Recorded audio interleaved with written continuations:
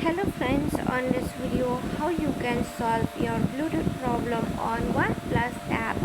So friends, before we start this video, do not forget to like and subscribe my channel. Okay, so let's start the video.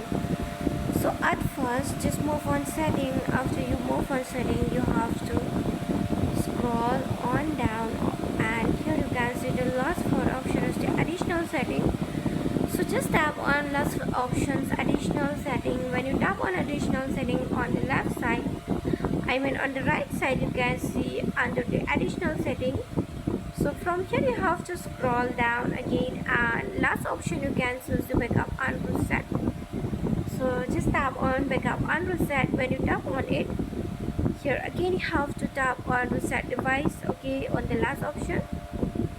When you tap on reset and device, then here you can see the first option is to reset network setting.